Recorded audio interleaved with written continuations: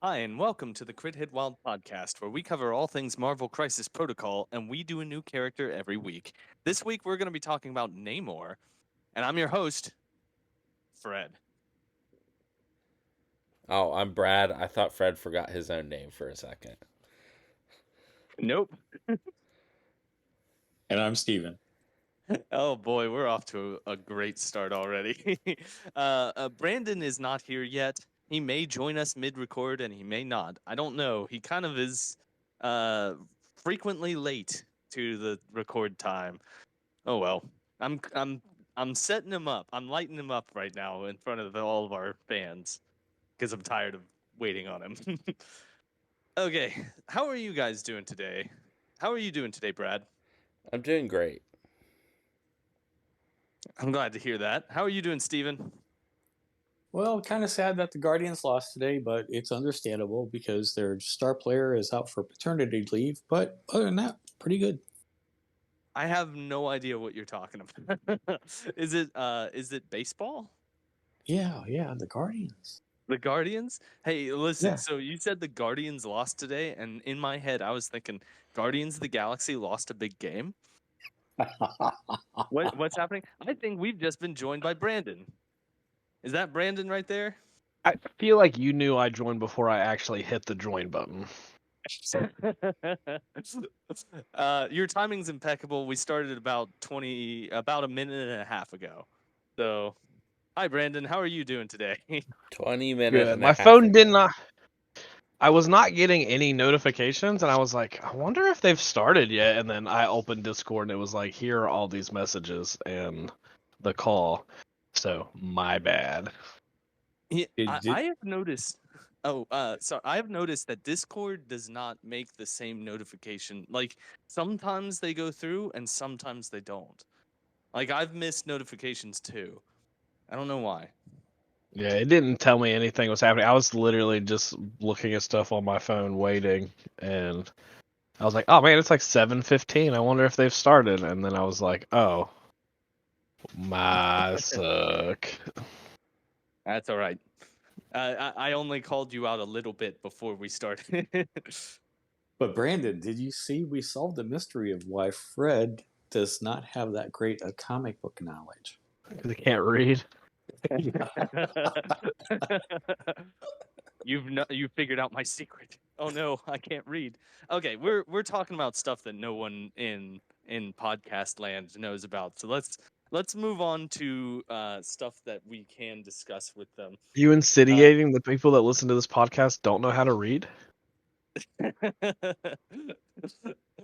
All right, so coming up later this month on June the 29th, there is going to be a tournament at Sweets and Geeks. Yeah, blah. Sweets and Geeks in Medina, Ohio. That is going to be a team tournament. Hey, Steven, do you have a quick rundown of how that's going to be different from a normal tournament? Sure. Well, the team, obviously two people. You pick 7 characters for each person, 6 tactics cards, which will be used throughout the game as a whole. So instead of having 5 cards, you'll have 6 available to your team. And then when crisis value is selected, you add 4 points to that.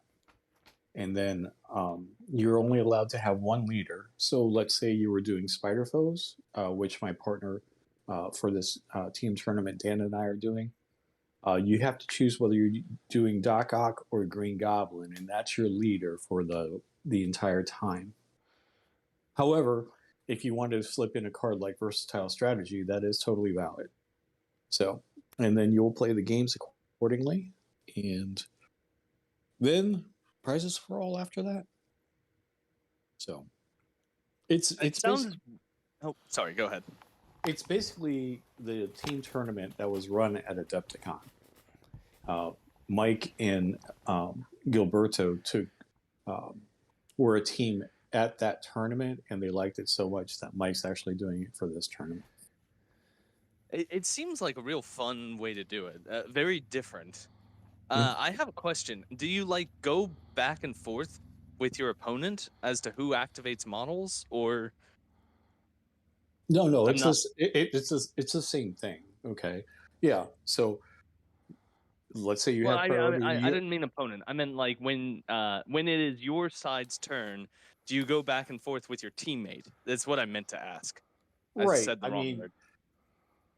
we've designated that I will run models he's not familiar with, and he will run the ones he is familiar with. So when it comes up to that models activation, but you work as a team, so I can give him suggestions, and he can ask questions off me, so on and so forth.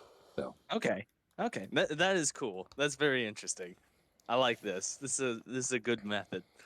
All right, and then on the same day, there's going to be a tournament in at Fabricators Forge in Pittsburgh, Pennsylvania.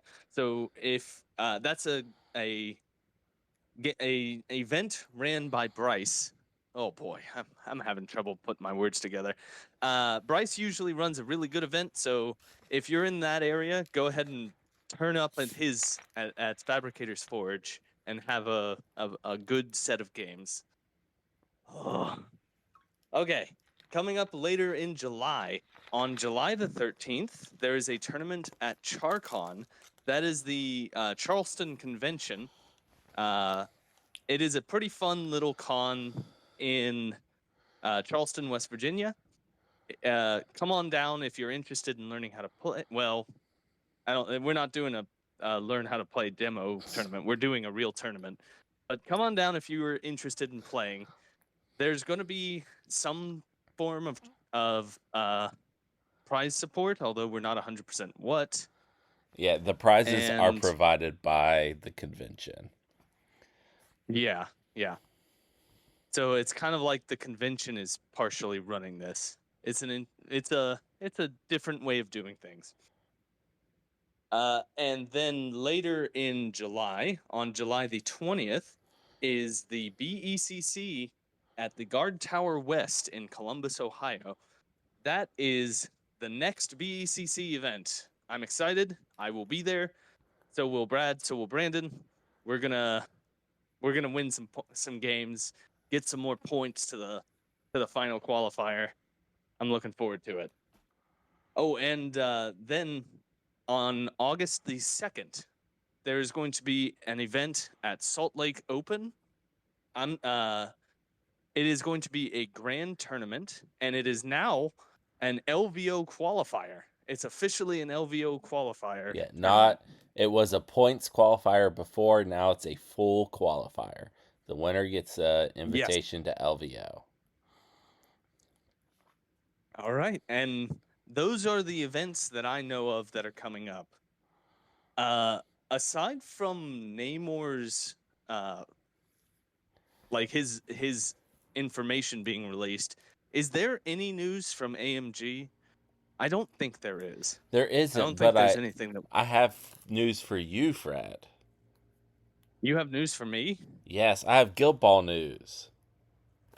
Oh, what's the Guild Ball news? The Guild Ball news is that they are making a new game plan deck to be released in early 2025. Okay, a new game plan deck. Is it going to be completely different, or is it just going to like change some of the? I don't know Do you even know anything about I it? don't know how different it's going to be. They're designing a new game plan deck to be released in early 2025. Okay. Well, I'm glad to hear they're doing something. We'll see. I'm more and more skeptical about the actions taken by Steam Forged Games. I'm hoping that they're going to put their effort into Guild Ball, but we'll see. All right. Well, let's move on to another thing. So we played in a tournament recently. I should say, Brad, Brandon, and myself, along with JP and another Brandon, who participated. This was the South Charleston event last Saturday, and it was a lot of fun. There were only 5 people playing, so there was a bye, and we will discuss something having to do with that later. but it was a fun event. We played 3 rounds, and let's go through them round by round. My first round opponent was JP. JP was playing Asgard, and he played Thor. Oh boy, I think this was a. I needed to have Longshanks pulled up before I started talking. He played Thor, and I know that he had Heimdall and Scourge, and then I think Beta Ray Bill. that he also had Beta Ray Bill. So that I don't know exactly how that maths out. I don't remember this game very well, but I do remember that Heimdall was easily his MVP in this game. Heimdall did so much work, and it's largely because I kept forgetting that he had the forfend ability.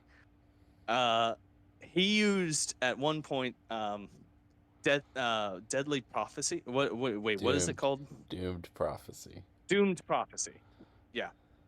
He used doomed prophecy on Heimdall.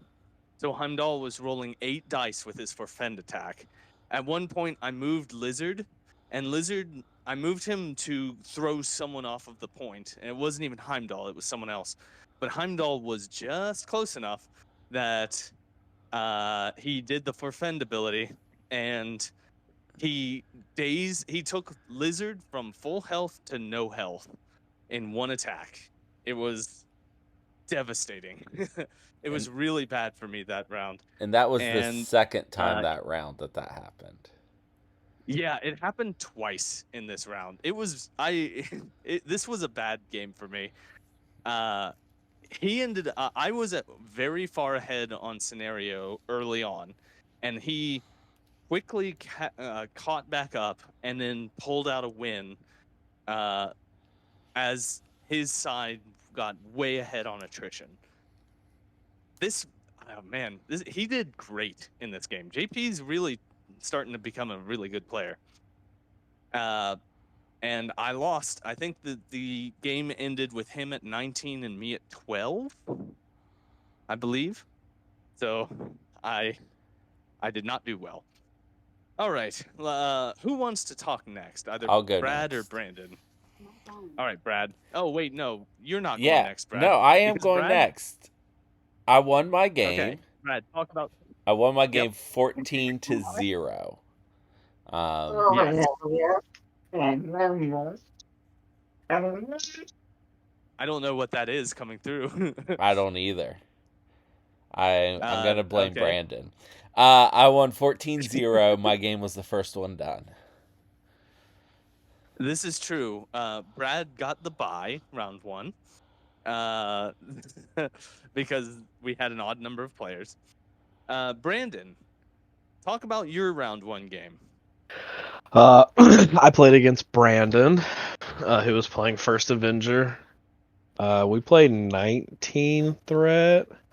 He played 4-point Carol Danvers, First Avenger, 2-point Black Widow. I need 9 more points of models here. What else did he play? Have you said Hulk? Oh, he did play a Hulk. I forgot he played a Hulk. So then he played a 3-point model. I don't know the 3-point model that he played. I don't remember either. Yeah, I don't know. This was we played on Deadly Meteors because for some reason people like that secure, and then Senators. It was a good game. It was. I really just went hard into the extract. I think there were some times where he could have tried to flip the meteors and didn't. That may have been able to steal a couple points. I basically just played around all my pushes and throws. I spent a lot of time just throwing people away, and then moving back onto points, or back away from points, or pushing them with abilities, so forth and so on. I played Kingpin, Shadowland, Sandman, Shocker, 12, 15. Rhino. I won 18-15. It was a good game. It was close. There was some stuff. I got Carol, Cap, and Black Widow to like 1 health remaining, and he kind of moved them away from the fight, which just allowed me to kind of steal some points because 2 of them were holding stuff, and Carol was able to kind of move and still be able to attack. I played Shadow Organization that forced her to have to come in if she wanted to do anything. But I just spent a lot of time pushing and throwing his characters out of the way. We had talked about he had never played against Kingpin before, or Criminal Syndicate, so he wasn't super familiar with like a lot of the characters, and what they could like with the pushes and throws and everything. So, but overall, it was a good game. It was a lot of points. Scored, and yeah, Shocker sucks though. Oh, hey, Brandon, how did you like the playstyle of Sandman? Sandman was fine. Shocker was terrible. Should have played Vulture. Nah, he wouldn't have done any better. He would have just died. I, That not on that scenario. With meteors and senators, it's just there's nowhere to really go. I mean, he could have grabbed something and ran away, but I inevitably the only model from that box that's going to end up in my list is probably Sandman. And that's not super determined yet. The pushes on the underfoots for the beams are really good. I think that's going to be the main thing that I take away from Sandman. Sandman was on the far right point with whatever model I cannot remember the name of that he played. That's all I remember. I just can't think of who in God's name it could have been. Yeah, well, I really like Sandman's grunts because they can push if they get damage through, which It can was be Sam. He played Sam. which can be devastating. No, that's those pushes are really good. Even if you can hit them. He was fine. The grunts were fine. The grunts dying when he dazes is really obnoxious. Brandon, Yeah. did you have an illegal game state? No. Because you can't take Shadowlands and the ninjas with the sand constructs. You cannot have the grunts from either side on the table at the same time. They were never on the table at the same time. Okay.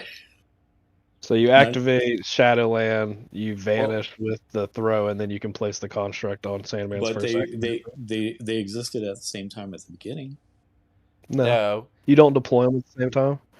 You only deploy one. Okay. I thought they had to come in no matter what if you had a grunt. When you play multiple grunt characters, you choose which grunt to deploy. Okay. I'm not familiar with that rule, but I'm familiar with the can't have multiple grunts on the table. Yeah. So the idea is you deploy the ninjas and then you vanish after the first extract's picked up. And then you can use the Sandman during his activation to deploy one within 2. And then you heal down to 1 damage taken. it's certainly not ideal, but it is using both types of grunts to their best ability.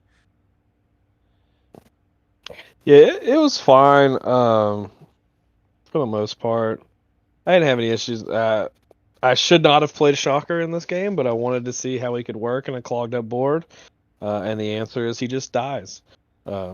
He just goes up, and then I guess there's something to be said that he can take away a couple attacks, but he That does has just. been my experience too with Shocker, is that he just dies. I will say, having played a couple games with Vulture, Vulture is much more useful. But I can imagine in the game that you were playing, it would not have played very well. No, it should have just been Black Cat. Yeah. It should have Okay. 100% been Black Cat. Is that it for that game? Yeah. All right. Going on to round 2, I had the bye this time, So I won my game 14-0. Brad, do you want to talk about your game? Actually, I should say Brad and Brandon. Do you guys No. want to both We let Brad talk about it. your game? Okay. Brandon was playing Criminal Syndicate, won the role, and picked his secures. That's all I need to say. We played 17 Threat, and I won 19-9. I mean, so that's Criminal Syndicate getting to choose their secures is pretty devastating. Yeah. My best bet into playing Criminal Syndicate is to do a pay to flip. And Hey, Fred, guess what At my least- secures were?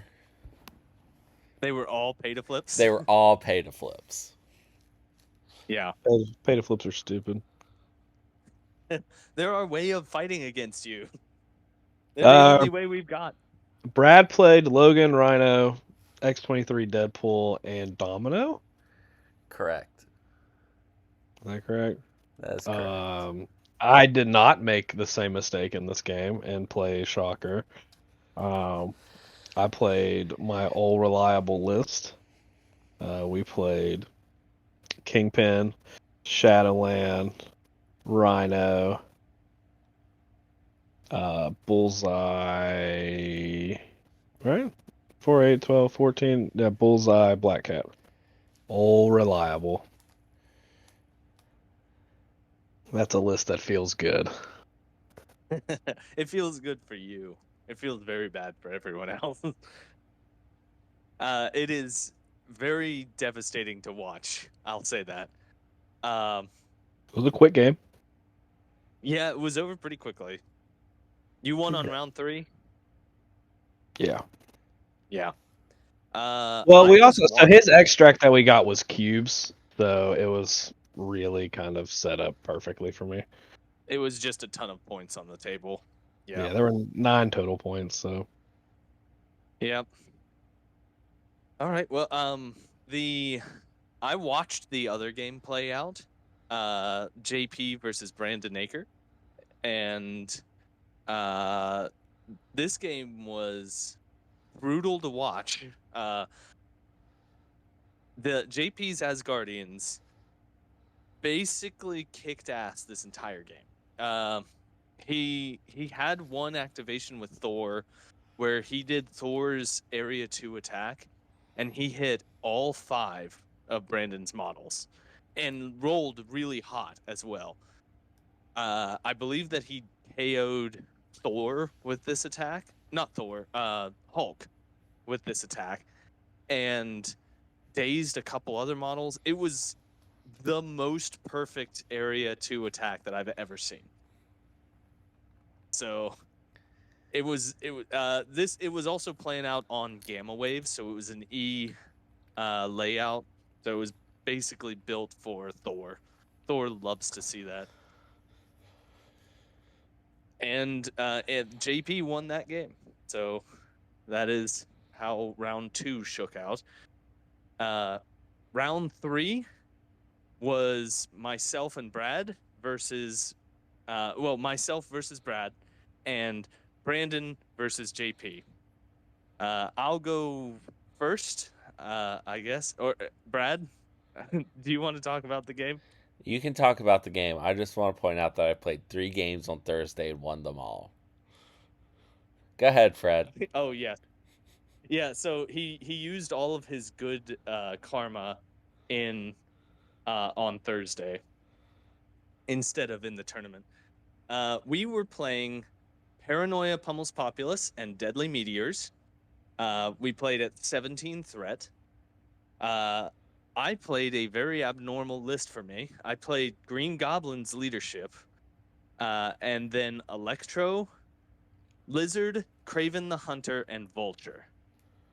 That's a weird list, but I would say that it actually kind of worked.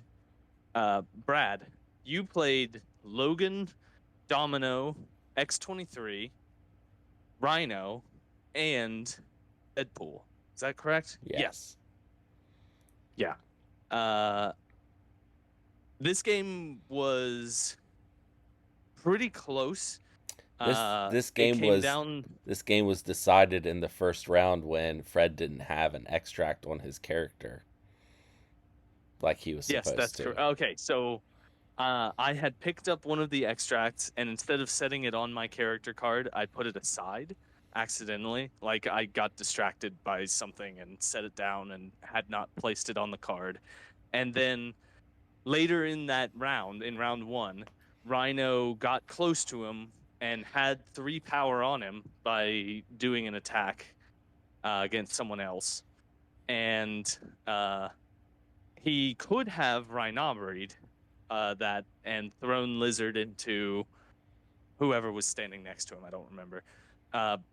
And instead spent one to attempt to flip the point because I did not have the extract placed correctly on the card.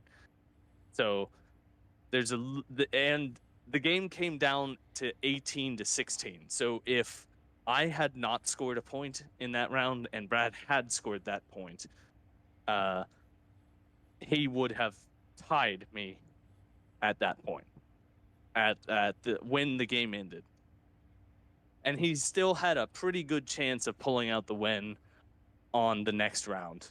I would say not a given, not a guarantee. No, it wasn't but given. He had a pretty good chance. Yeah. So that is something that occurred. Something to watch out for, everyone, is make sure you put the extract on the correct character when you pull it off. But another thing that occurred during this game is Vulture did surprisingly a lot of work.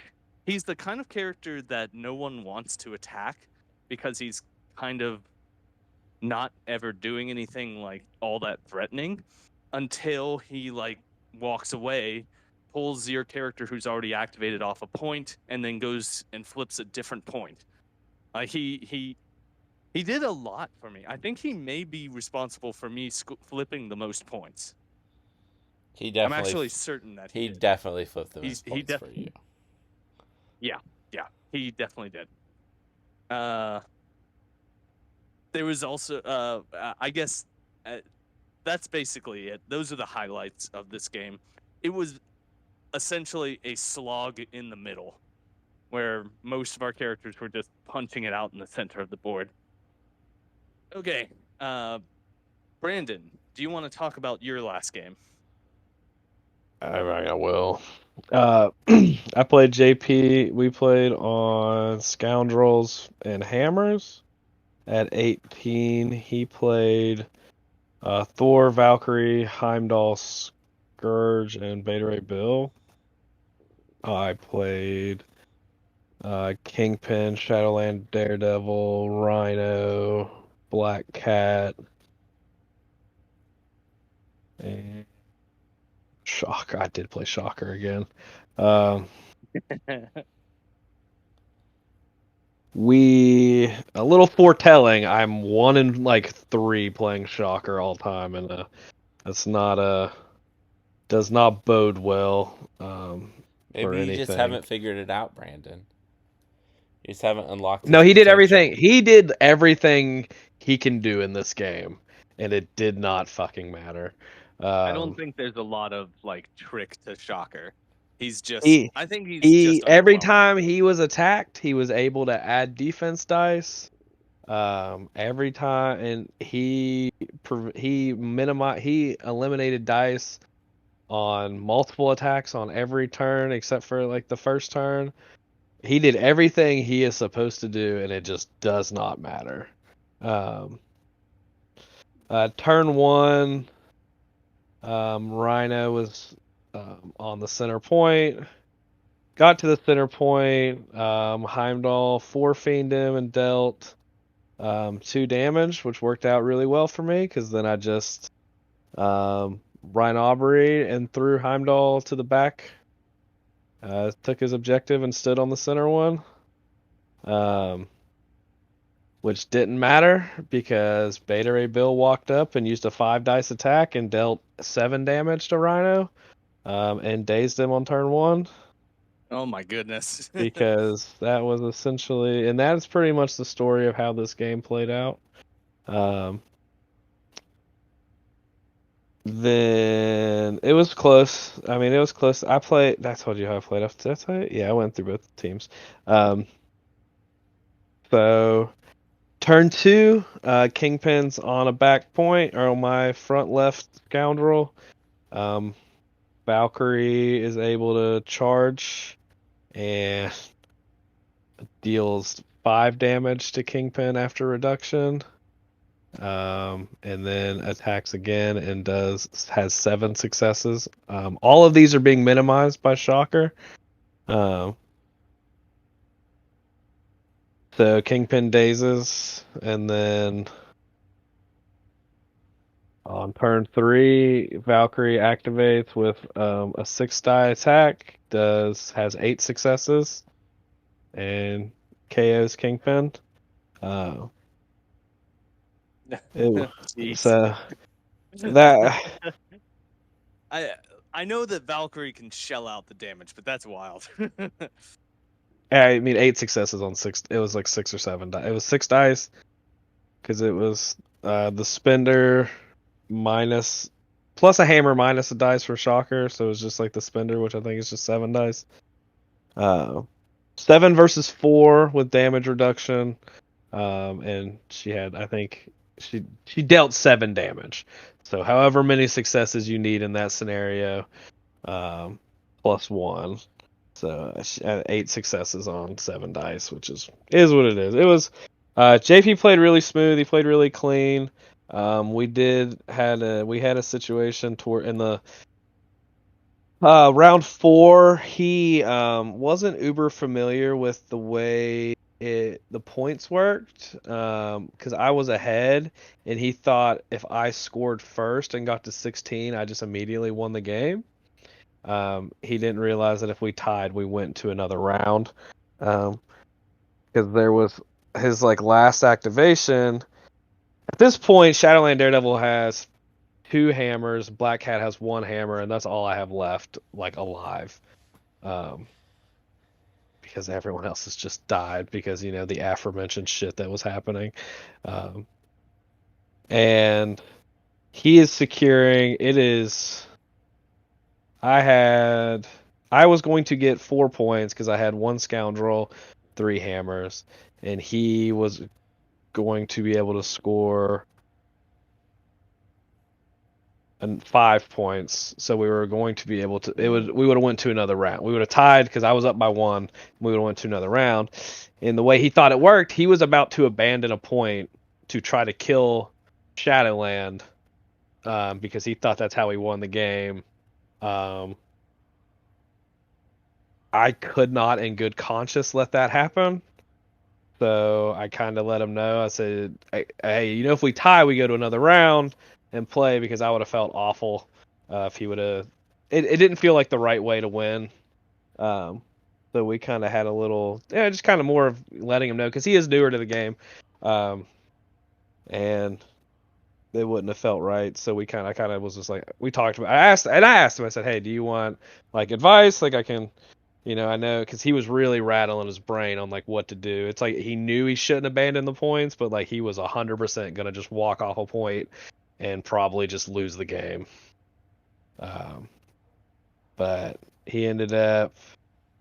The final score was 19-18, because he was able to daze Black Cat. I just missed an objective onto Shadowland, so Shadowland had 3 hammers. And he decided in the last round to show Thor what it's like to get hit with a bunch of hammers. And that was all I did in the last round. And then the points, he scored more points than I did, and because he still had every model alive. So. Yeah. Jeez. But yeah, JP, he played a good game. He took it down, and it was it was good. It was good, smooth. It was good. I got to play both of the Beckley guys. It was the first time I got to play either Brandon or JP. Me and Brandon's game in round 1, we definitely had. It was not like JP's dice. We were not rolling any successes, and he realized really quick how hard it is to take down Shadowland Daredevil with only physical attacks. So it was, but it was overall it was a fun game. It was a good time.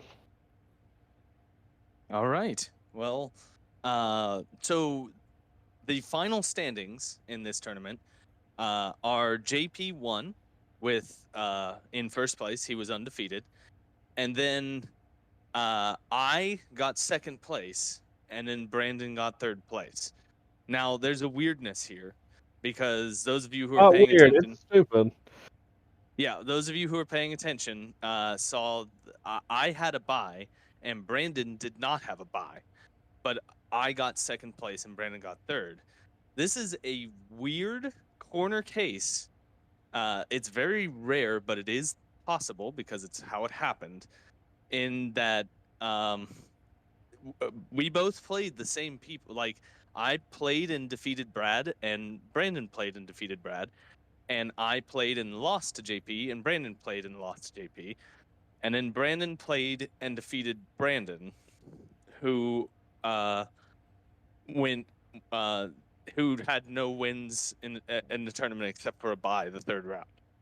So playing the game against Brandon was worth less than a bye in this corner case. And part of the reason why is you take the scores, add them, and divide them by the number of players you played. And I don't know the exact equation, Brad. I will read it. Do you want to say it? Strength of schedule. Okay. A player's strength of schedule is calculated by dividing each opponent's total event points, which is how they did, by the number of rounds that opponent has played. So in that case, a bye is not factored in. Then, which is not how it works in any other competitive game. I'm just telling you what AMG has put on paper. And then dividing that total, then adding the results of each opponent played together, and then dividing that total by the number of opponents the player has played. A player is the highest strength of schedule. That screwed you over, Brandon. Yeah. So Brandon's total was divided by 3 because he played 3 players, and Fred's total was divided by 2 because he only played 2 players, and that put him ahead. Yeah.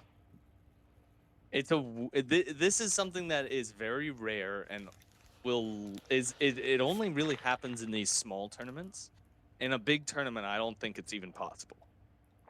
So I mean, it still can come up. Like it's still going to come up in big tournaments if it's an odd number of players. If you go 0-1 and get a bye and then finish X-1, you're most likely, as long as your opponents do well after you get the bye, like you have a better chance to finish higher than other people because you have one less like thing going into your strength of schedule. Like it's extremely problematic, and that is not how it should ever work, and is not how it works in any other game that I've ever experienced or played. That's how it works in MCP. We're not arguing how it works. We're arguing that it should not work that way. Okay. But we can't change that, Brandon. You work for AMG? You can, because it should just be victory points should be the first tiebreaker. That's not set by us. Do you work at AMG? All right, Brad, good talk. We're done here. Let's just move to the next segment. Brad's just going to be a jackass this entire time, so let's just move on. We can't do I'm not going to argue. Brad, I'm not arguing with a wall. You're just being a dumbass. Just stop, and we're going to move on.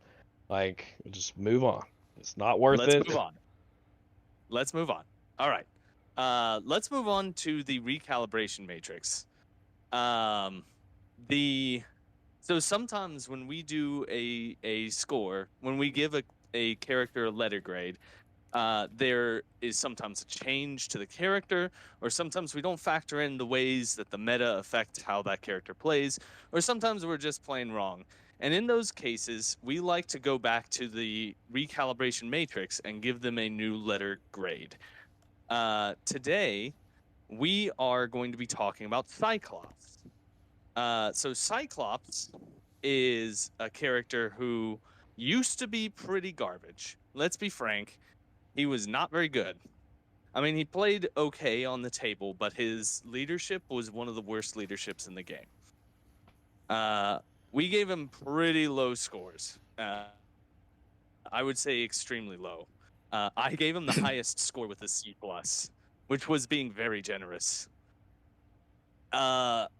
He changed quite a bit. All right, Brad, do you have directly available the changes that occurred in Cyclops? I believe he gained the speed of sight trigger, which lets him make an extra attack. His leadership completely changed, and that's it. I think you're right. What is the speed of sight trigger? Speed of sight trigger is a wild hit. After this attack is resolved, this character may make an additional optic blast attack. The additional attack may not target the original target character, does not have the speed of sight special rule. Oh, okay. Field leader might have went from range 3 to range 4 as well. I don't remember for sure. Okay. What is the change that occurred to his leadership? So his leadership used to be real bad, real bad. And now every time, well, once a turn, that's not right. I'm just going to read it. When an allied character deals damage to an enemy character with this attack, another allied character within range 5 of the attacking character may gain 1 power after the attack is resolved. A character may only gain 1 power as a result of this leadership ability per turn. There's the once per turn, but it's per character per turn. So now when his team damages people, they can give power to other people within range 5. Right. And it's much more useful than the previous thing, which you never did. Like, the previous one never came up. You would just never use it. No, you now play this guy more than you play Storm, right? As your leader? I do. Most people don't. When you play X-Men. Yeah. Okay. Do we know roughly when the change happened?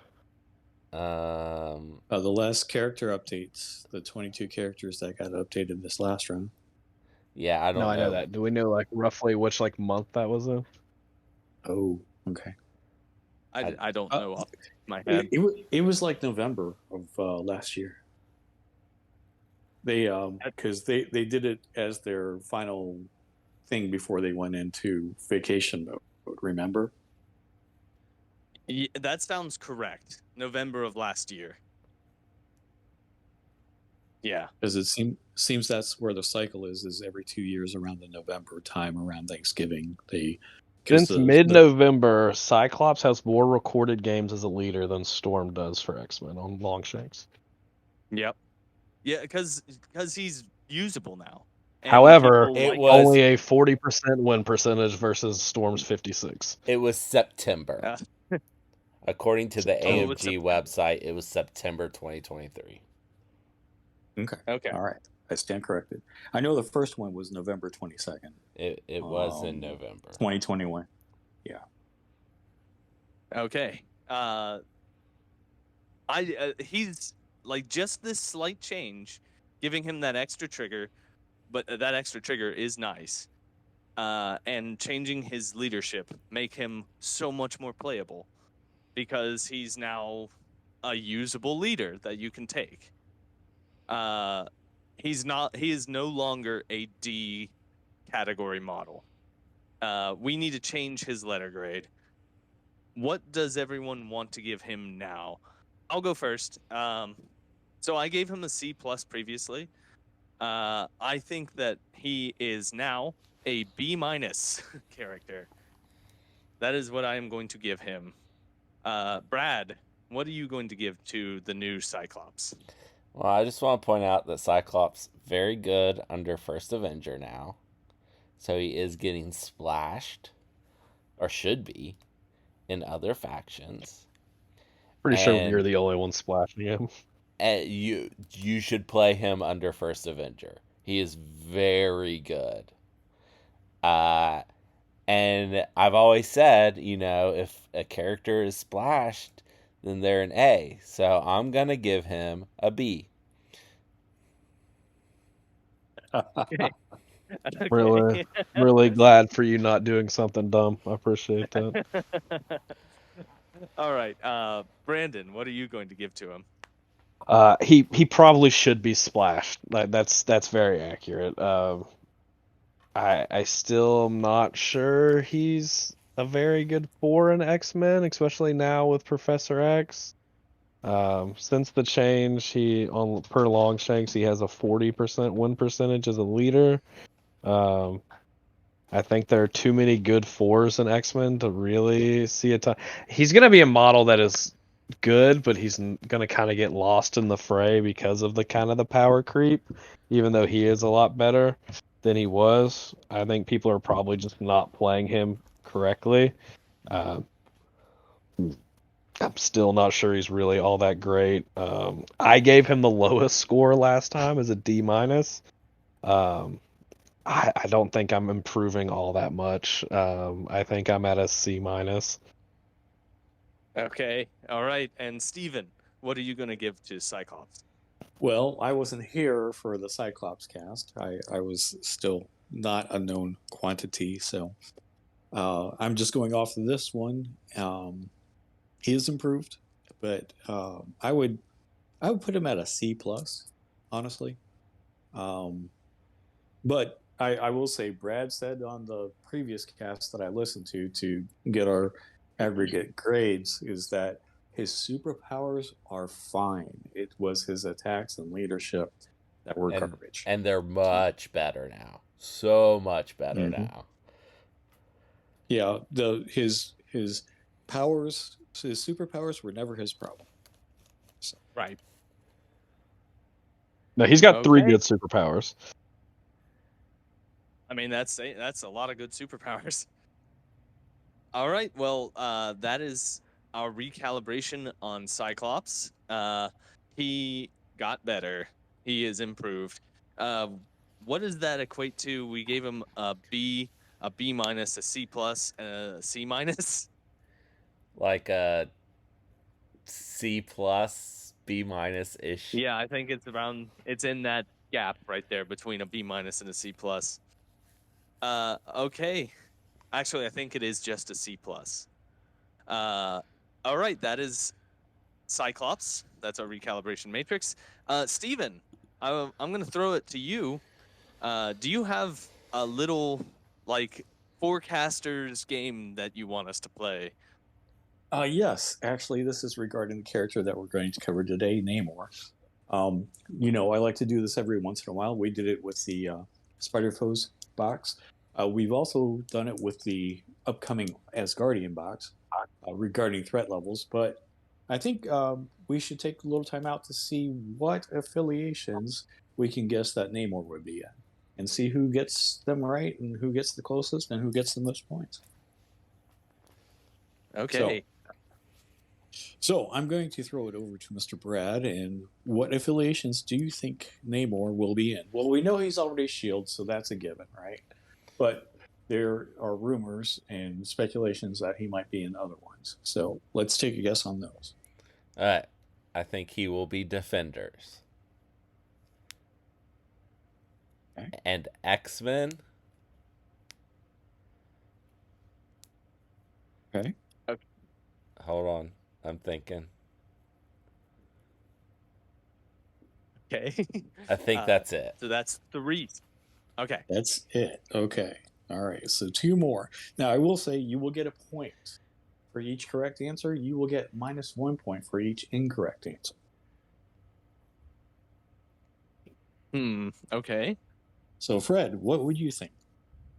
I'm going to say Defenders. And that's it. Just Defenders. Okay. Brandon. If he's not a defender, I'll quit. You'll never hear from me ever again. Wow. I need to make. The salt I'll be mine done. gets deep. It's the fact that they didn't put it in the article It's just like they're trying. They're aiming I it right at you. yeah, I think he'll be Shield, Avengers, and Defenders. Avengers and Defenders. Okay. I didn't say Shield. Well, we already know Shield he is a given, though. Yeah, Shield Yeah, is a given. yeah. That's right. Shield is a given. That'd be crazy if Okay. he wasn't Shield affiliated.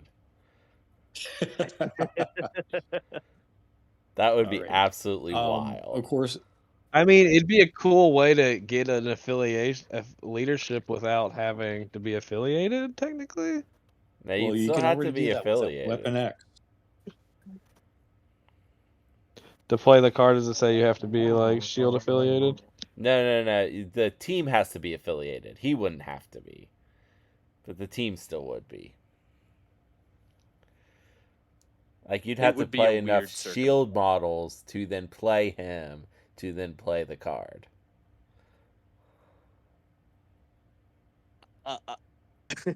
I think that we're in the weeds. We're in the weeds. Well, I got to give my guesses yet. Yeah, Steven, what are your guesses? I'm going Defenders, Avengers, Wakanda. Wakanda? Oh, Wakanda's a good Okay, one. I did not okay. even think about that. You're right because of the movie. You're right. So, I didn't think about it either. Wakanda does need characters, right? So, I mean, Yeah, they do. I don't better think he place will be, for the record. I don't think he will be Wakanda affiliated, but that's a good pull. All right. Okay. Well, I'm going to put this in the time capsule, and when it comes out, we'll see who is the most correct. Okie dokie. Alrighty. Well, now let's move on to the game where Brad makes fun of the rest of us for not knowing nearly as much about comic book trivia.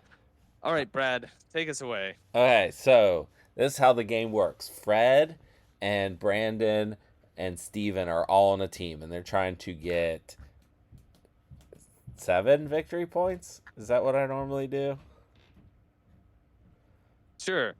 Okay, 7 victory Yes. points. That seems so low. Let's make it 8. 8 victory points.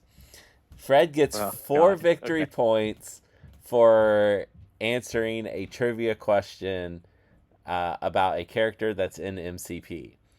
If I have to give him a hint, he gets 3 victory points.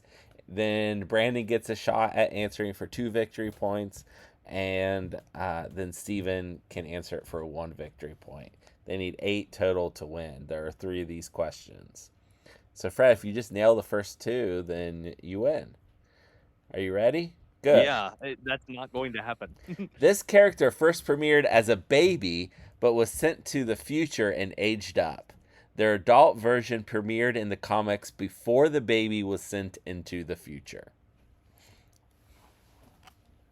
Cable. Is that your final answer? That is my final answer. Because you answered awfully quickly. It's Cable. Your hint. His main goal in coming back in time was to prevent the rise of Apocalypse, who takes over the world. Okay, so it's Cable.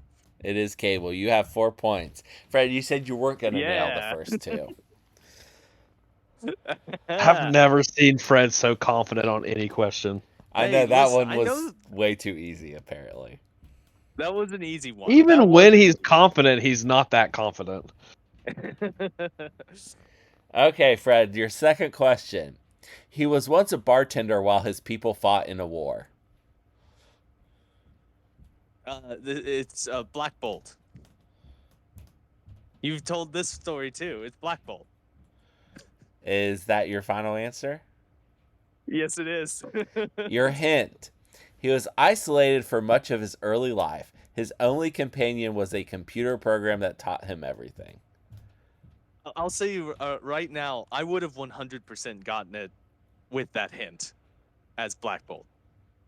Even though I was correct immediately, because it's Black Bolt. The correct answer is Blackagar Boltagon.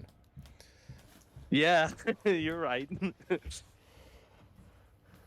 Okay, Fred, you ready for the What is third happening? question? Yeah, let's do a blowout. Let's go for 12 points, guys. If you get this right, I'm going to be Don't get cocky. very surprised, Fred. I'm not gonna get it right. A There's no way. A Swiss scientist that worked for the Nazis during World War II. He was one of the first biochemists in the history of Marvel Universe. Is it Arnim Zola? Is that your final answer? Yes, it is. I think that you say that every time that I get it right. I've just decided to say that every time this time, Fred. Okay. It's Arnim Zola. Your hint. He has created several clones, including clones of Adolf Hitler, Gwen Stacy, and Steve Rogers, although that clone had the mind of a different villain. I'm gonna say Arnim Zola. The correct answer is Dr. Arnim Zola. Uh-huh. Was this an easy one? Were all of these really easy? I didn't mean for them to be.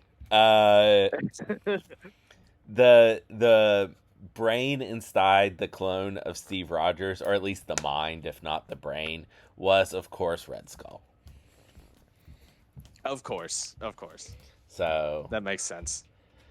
Well, they're gonna be super hard next time, Fred. Oh God, what have I done? I should have thrown them. Oh no. They were abnormally easy. I'm not wrong. This was an easy one. I didn't think you'd get the last one that easy. How many Nazi scientists are there that are in the game? Several. There's not very many. There are several. Actually. Whatever. Well, let's move on. Sorry.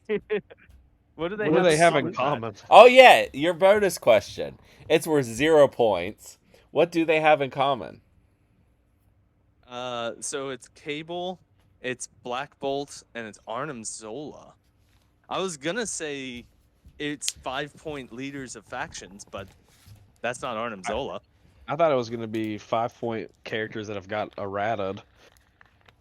Oh yeah, that too. That's pretty good. And then Zola popped out of nowhere. Yeah.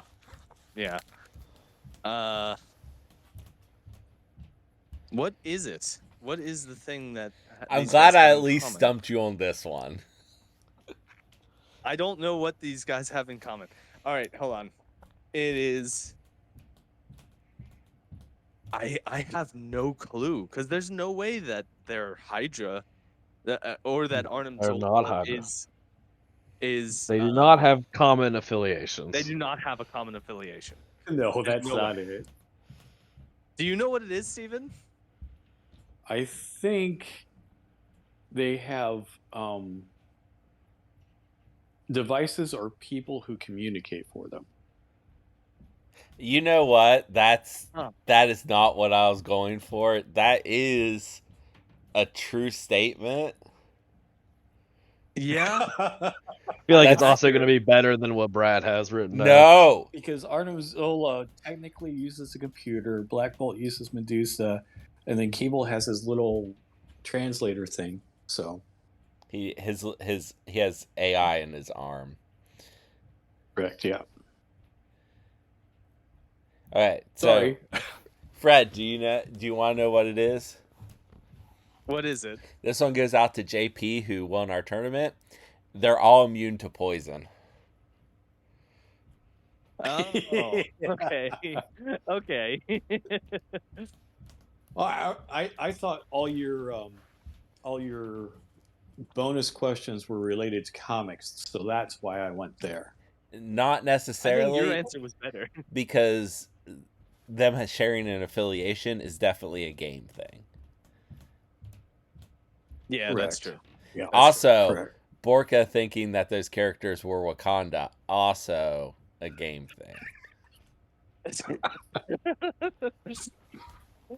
Well, I'm surprised because I hit another one that was that caught you by surprise too, Brad. Right? Yeah, I don't remember what it was.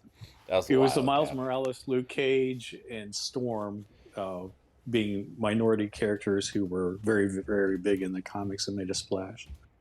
So that is true. Yeah. All right. Yeah. So that was the game, the trivia game. We blew it out this time. We won big time. I like that That's a bonus Fred. point that was not there. I like that even though Fred won the game single-handedly, he still says we. Hey, we're a team. It was a team effort. It is very frequently not me who knows the answer. So here's the real question: Can we carry 5 points over to next week? No, Since Fred got an extra 5 points. no, I absolutely. feel like not. we're gonna need them next week. Yeah, we're gonna be absolutely in trouble next week. Feel like we're gonna need them. All right, let's move on to the person that we are here to cover today. That person is Namor the Submariner, otherwise known as Namor Mackenzie. His defenses are 4 Fred. physical, 4 energy, and yes. Just point where it's Submariner. Yes. Oh, I'm angry. 4 Why are energy you angry? It's and Submariner. Because I'm trying to do this guy's stats. But you keep interrupting Fred, me. Fred, we have to get the name right. Why is it Submariner? Why is it not Submariner? It's Why is that wrong? It's an open argument among fans which one of those it is. Really? Yeah. Fans argue about the dumbest stuff. That is a dumb argument. That's a dumb argument. You're a dumb It's whatever argument. you want to say. As we were just arguing about how strength of schedule works in this game. I'm just wondering how he got the last name Mackenzie, though. Yeah, I was thinking that too. What is Mackenzie about? What's that? Because his dad lived on land and has the last name Mackenzie. Okay. He's All only right. he's only half Atlantean. His mom's Atlantean. His dad is a human, and like land human. Huh. Well, Okay. interesting. He's also the first mutant, right?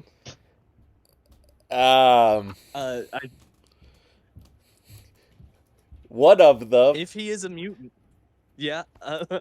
He's 100% a We were mutant. talking.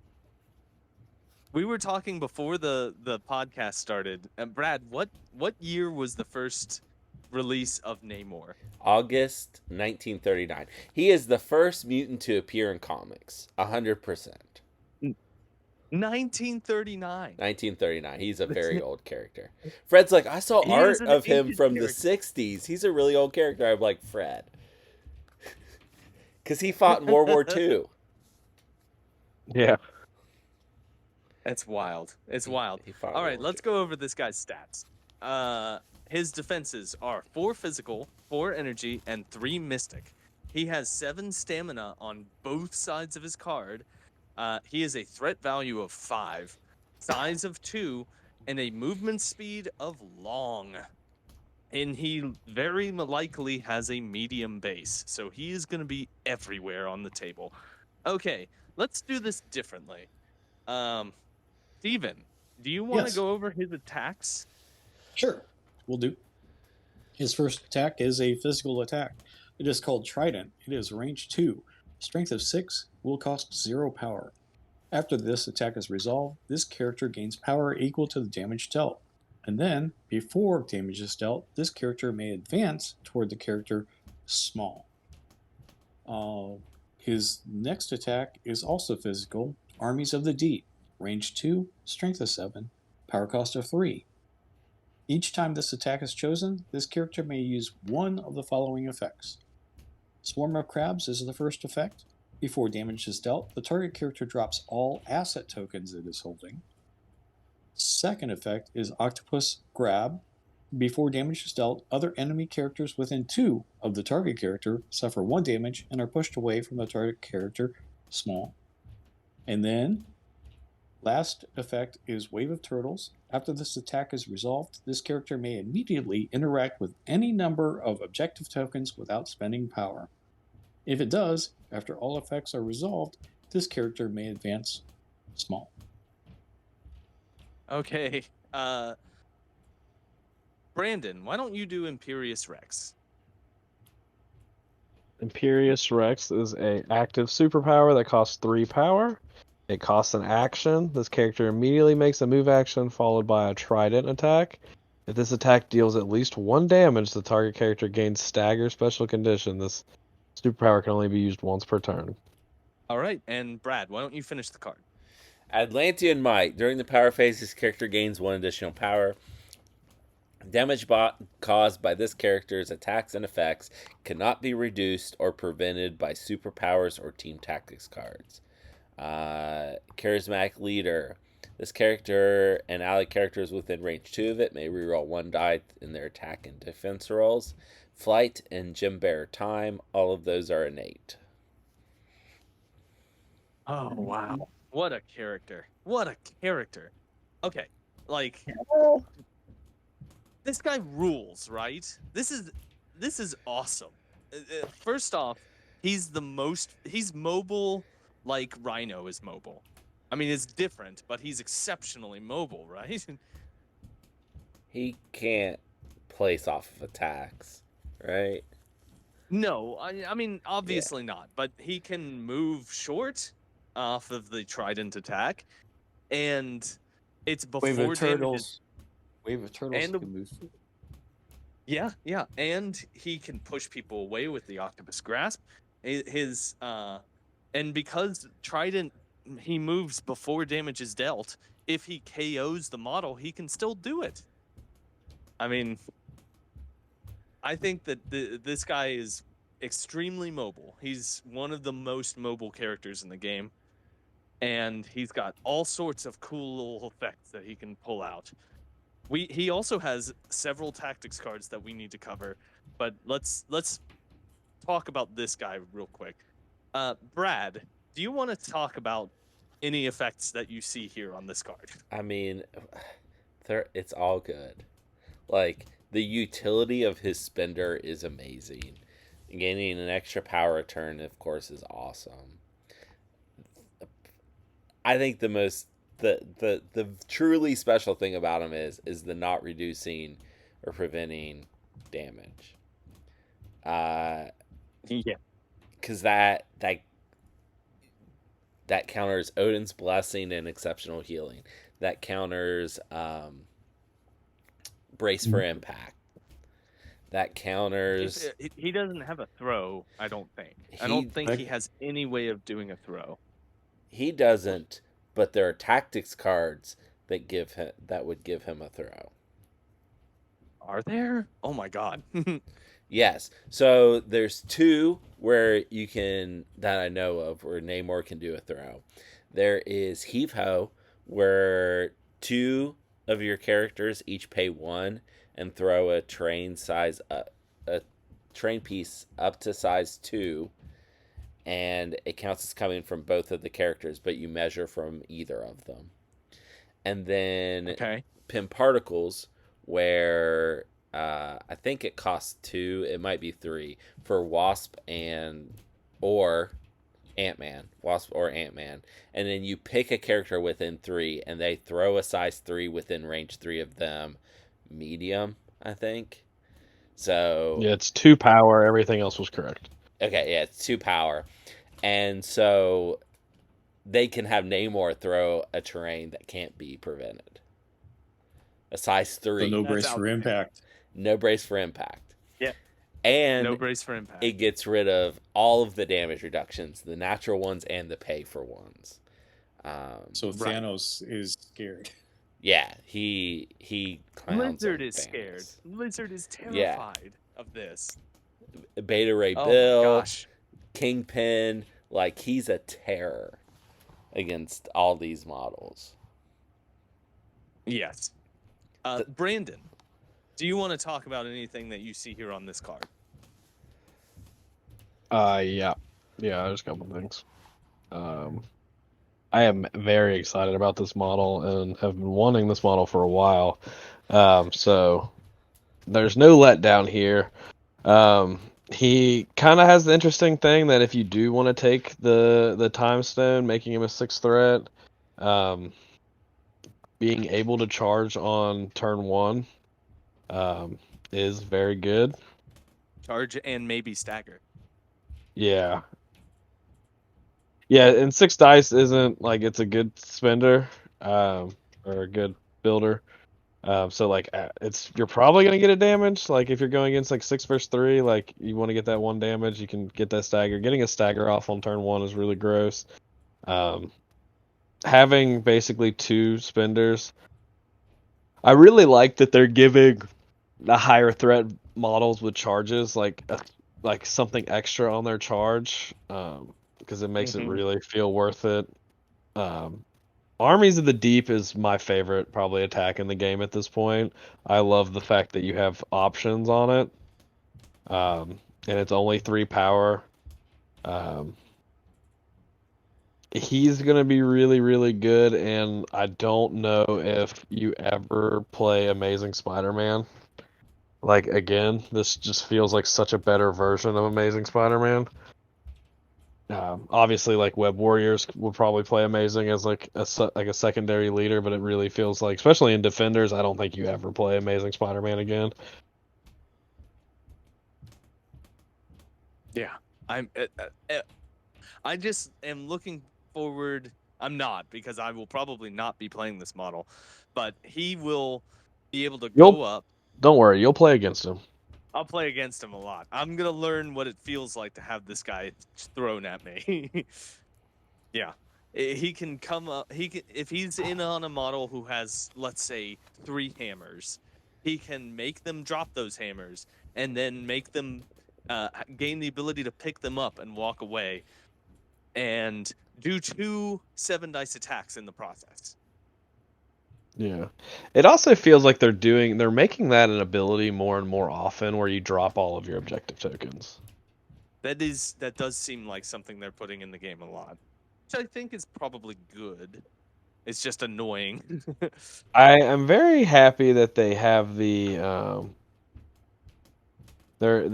finally dipped into like options. Like we haven't had many characters or really any characters of options, like on an attack. I really like that this attack has 3 different abilities it can have. Like I think Yeah. that's something that's going to be really good down the road, especially for the higher threat models to make them really feel like you're getting all 5 threat value out of them. And they're Out of really them. like thematic. They're cool and thematic sounding. It's going to be real hard for me not to just want to say Wave of Turtles every time. Yes, I agree. Steven, do you want to talk about anything that's here on this card? Well, on the card, probably everybody's gone over what I will just reiterate and say. Um, I think he's competing for best 5 threat in the game, to be honest. Yeah, I agree. But there is one glaring weakness. He is What's that? He is all gas, no brakes. So Like he had no there's no defensive tech. yeah, none. That's true. Except for that reroll. Yeah. And Yeah. and we 4 dice. barely touched on that reroll. But I guess there is one thing I want to say about charismatic leader. If you pair with somebody like Baron Zemo, it's a different name on it, strategic genius. So you could actually reroll 2 dice if Yeah, you you have can them stack both that within 2. Yeah. Oh God, that's horrible. So, but And to be fair, his defensive tech is the Time Stone. no, Time Stone only is on attacks. I've played with the Time Stone on Strange. It is only attacks. Huh. Okay. Yeah. But yeah, like Brandon said, there is a reason to take a Time Stone on him now. Other characters, it's like, Loki was a good candidate for stones. Doctor Strange, not so much. So It definitely felt better on Loki. It feels good on Namor just because you can just power through everything, and having that turn 1 charge can be backbreaking. But like I said, all gas, no brakes. Because, like I said, you're going to get him up there, and he will take damage. So Yeah, that's true. You're absolutely right. Okay. He has several tactics cards that we need to cover. Brad, is there a specific order that you want to do these in? I mean, in the order they come up when I search for the required character Namor. Okay, what is the first one? Is it Prince's Protection? It is. Okay, Prince's Protection. It is an unaffiliated tactics card, reactive. When an enemy character within range 3 of Namor the Submariner targets an allied character with an attack, Namor the Submariner may spend 2 power to play this card. Place Namor the Submariner within range 1 of the attacking character. Boy, I'm saying this guy's name a lot. Namor the Submariner becomes the target of the attack, regardless of range and line of sight. After the attack is resolved, if Namor the Submariner is not dazed or KO'd, he may push all enemy characters within range 2 away short. That's amazing. Like, he Well, even gets... Yeah, he You gets a don't wanna do heroes it, for Fred. hire. It's heroes for hire. Yeah, and you But don't want to maybe- take it. You don't want to take it? Why not? Why Because not? you would Because rather he other wants to get people attacked? take that hit, Fred. Okay. Okay. Like Luke Cage. Well, yeah. Okay. Because I he's see why. I see why. Because he is. It's exactly what Steven was saying. He's all gas, no brakes. And if he's pretty fragile for a 5-threat model. So the But- idea though, you can play this on turn 1. You can play it on turn 1 and get people off of points early, and really kind of set them back. And the Right. odds of a basic builder doing 7 damage is extremely unlikely. That is a use for it. But Yes. I have a feeling and he will that have the power to do it. that cards are going to come at a premium in the affiliation season. You are absolutely correct about that. That is correct. Okay, so that was. Does anyone have anything else they want to say about Prince's Protection? nope. I- Don't use it. I- Don't use it. I was very impressed by this, but I think that the points that they raised are correct. Okay, what is the next one that you have pulled up, Brad? The Invaders. The Invaders. Okay, so this is his leadership ability. So it is shield specific. It is a reactive card. After deployment, an allied Namor the Submariner or Steve Rogers Captain America may play this card. The character that played this card gains the following leadership ability: the Invaders Affiliation Shield. Allied characters may reroll 1 defense dice. Additionally, they can modify and reroll skull results while they're within range 2 of another allied character. This is why we know that Namor is going to be Shield affiliated. Or almost know. It's almost a given.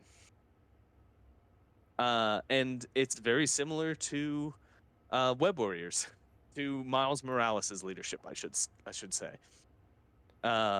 It's not exactly the same, but what are your guys' thoughts here?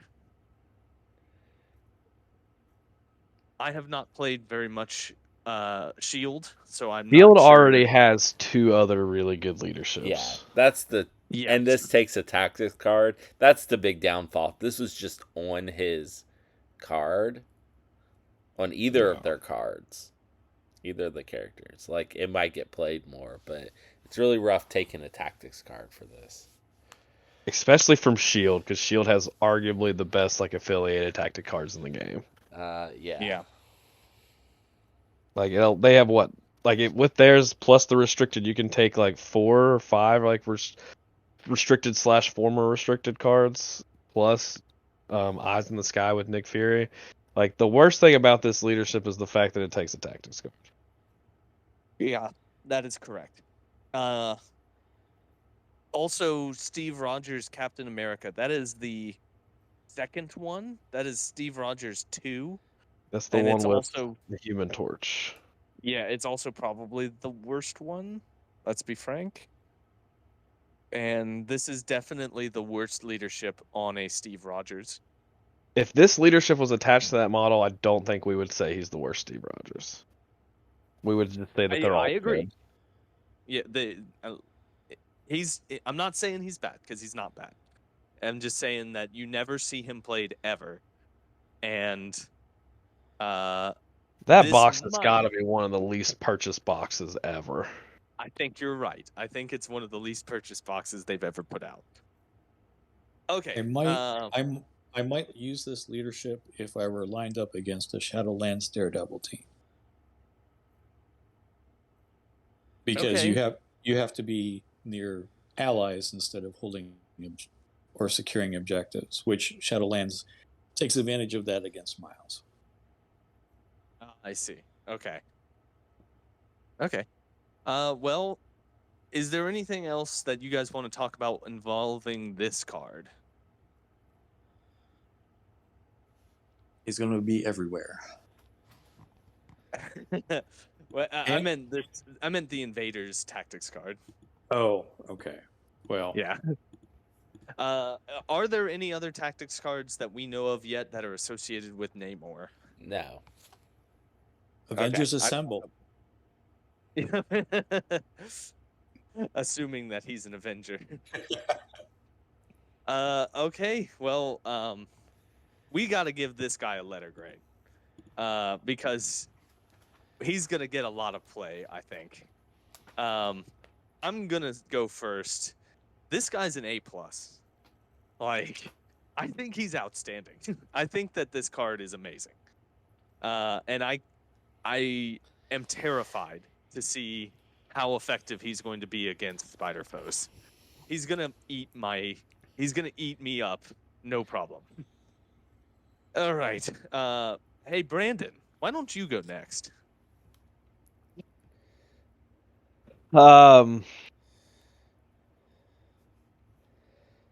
Yeah, I'm gonna do something I didn't think I was gonna do at the beginning of this. But the more I think about it, I think it's just more like I'm gonna give him an S. There it is. There it is. He's gonna get splashed a ton. He's gonna be a staple in any affiliation he's played in. He has scenario play, he's got damage output, he's got pushes, he's got movement, he can stagger, he can kill a lot of things, he can help your team survive, he can help help kill, like he's gonna be an absolute menace. You can't reduce damage against him. How disgusting is that? As someone who plays all characters who reduce damage is not something not ideal for me. Oh yeah. Okay. So there you go. There's an S. Steven, what are you going to give to Namor? I'm gonna have a little bit of reservation. I'm gonna give him an A-, but unfortunately, I think Brandon's right.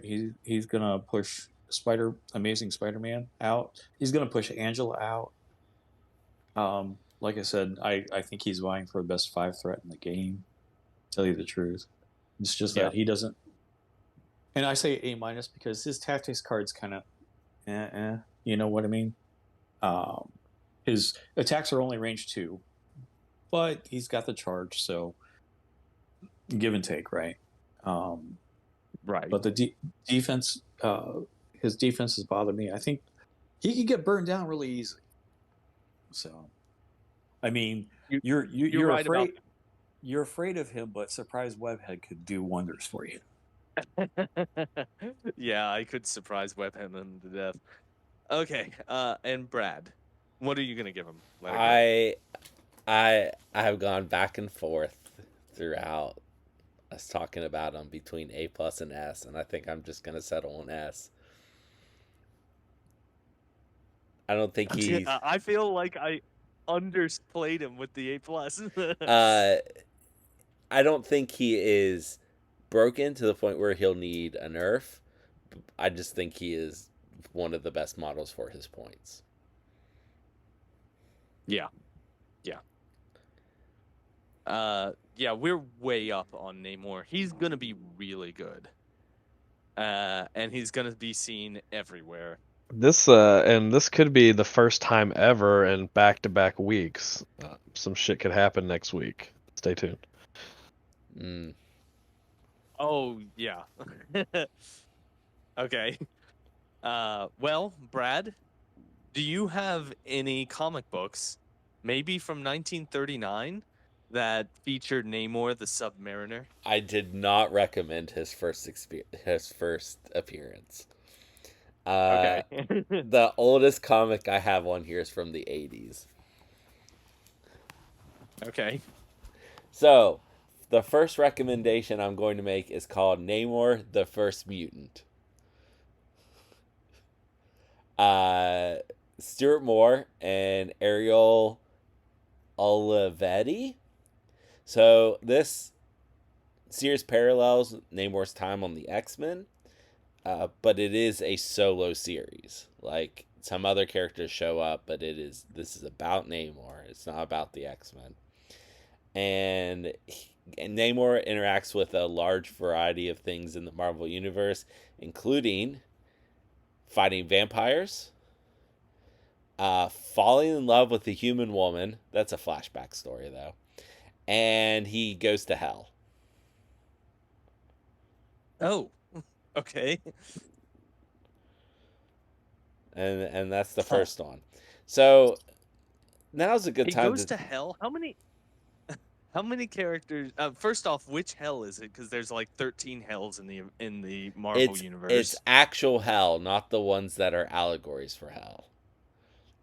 Okay. And I believe it's because Wolverine is in hell at that point, and he like helps Wolverine get out of hell, I think. Okay.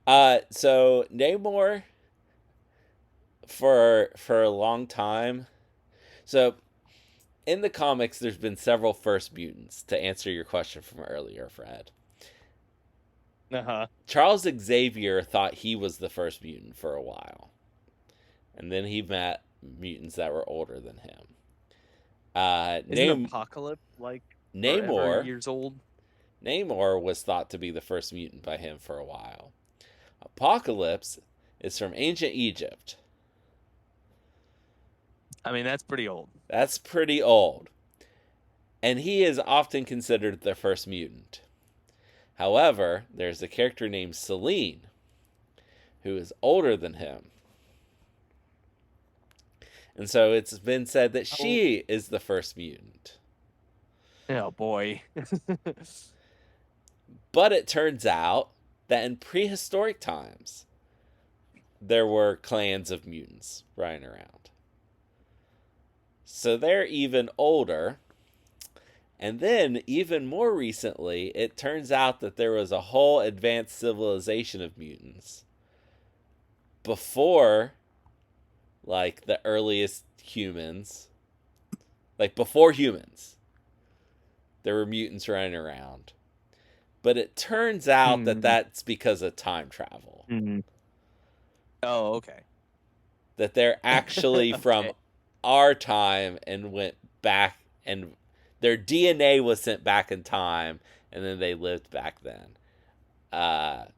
Which is a weird storyline. Are these the Atlanteans, or are they something else? This is or they're not even related?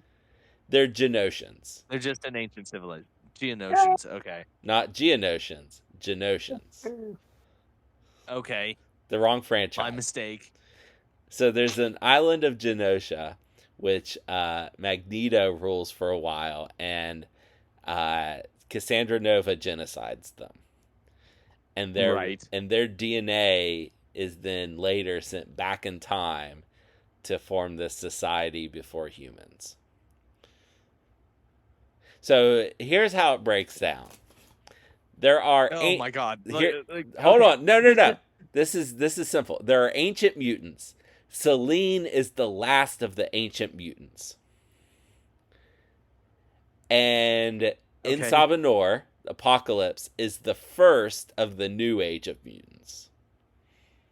So that he can still be the first mutant, because that's like a big deal for him. Even though there are mutants older than him, there's like a huge gap in time where there are no mutants, and then he's the first of the mutants after that gap. Okay. We were getting way far away from Namor. Namor has nothing to do with any of that. Okay, the next series I have is called the Saga of the Sun Mariner, Submariner, or Submariner, if you prefer. This is by Roy Thomas, Dan Thomas, and Rich Buckler, and this is the tale of Atlantis. So this is the full history of Atlantis, from the ancient civilization, how they sank, why they end up breathing water, and all that, leading up to Namor's birth. So it's the whole history of Atlantis up to Namor. And that series is from the 80s. So if you're ever curious about Atlantis, you just gotta read that one series. And I have one final recommendation, Fred. Okay. This is called Submariner: The Depths. It's by Peter Milligan and Asad Ribic. First of all, this comic is beautiful. I have said before that Asad Ribic is one of my favorite artists. And it's about a man that discovers that Atlantis is real, and then he starts like trying to find it and stuff, and things go bad very quickly. And there's a lot of new lore about Atlantis and Namor that's in this comic. But most of all, it's a horror comic. Ooh. I'm into it. Yeah. That seems like one you would like, Fred. I would absolutely like that. Okay. It and the art's beautiful. Well, you're selling me more and more. All right. And those are the comic book recommendations you have for us today? Yes. Yeah, when I started that final one, I said this is the final recommendation so that you would know that I was done after. And I'm just clarifying. Okay. All right. Well, thank you, Brad. Hey, Brandon. This is going to be a tough one for you. Can you narrow it down to one faction where you would like to splash Namor? You play him everywhere. I mean, there are a couple like places. I kind of like the idea of playing him in Inhumans with Black Bolt, just because new Black Bolt can bodyguard him. See, and then you just thinking, wreak havoc with both Black Bolt and Namor. Sorry, Brad. Sorry, I was thinking A-Force. Similar-ish vibe there. Yeah. Except for you have to play Black Bolt's just way better than She-Hulk. Yeah. No, I think Brad's going back for the comic run of the Infinity Gauntlet when Submariner and She-Hulk were the tip of the spear to take on Thanos. I have not read that comic. Oh, okay. You should. They team up. It's pretty cool. They get defeated, but Yeah, I'm not really sure a place that he's all that bad. I think he also plays super well with Guardians of the Galaxy. Winging it tokens on him. Yeah, if for some reason he's affiliated with Wakanda, like that's also scary. With Okoye, and then the Black Panther reroll of with the Namor reroll. Think about him under King T'Challa, the 5-point Black Panther, where with all of his pushes, he could do extra damage like that. The tactic card comes in play probably. Yeah, and that attack, it's the second one, I forget what it's called. It's the octopus one, where it does a damage to every enemy within range 2, and they all get pushed away short, and then they would all take another damage. No, they would. Just one of those characters would. Oh, just one. Okay, never mind. I take it back. But you can put it on a beta ray ability, you can't reduce it.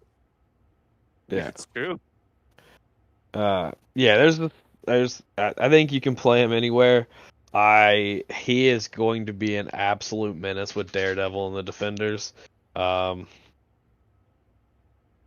It's Yes, he really, really unfortunate because it really kind of pushes Ghost Rider out, and that makes me really sad. Like really, really sad. But like, I mean, it's just him with Daredevil's leadership is going to be really, really gross. And it's going to cause a lot of.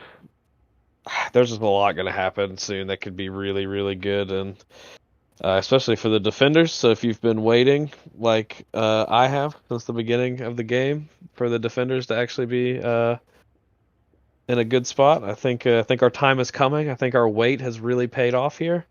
But I do really want to play him with Black Bolt just because that is, if you can get like an E and you're playing like Black Bolt and Namor, like I feel like you're gonna be in for such a hard time, because especially because once Black Bolt flips and if that Whisper attack is just absolutely backbreaking,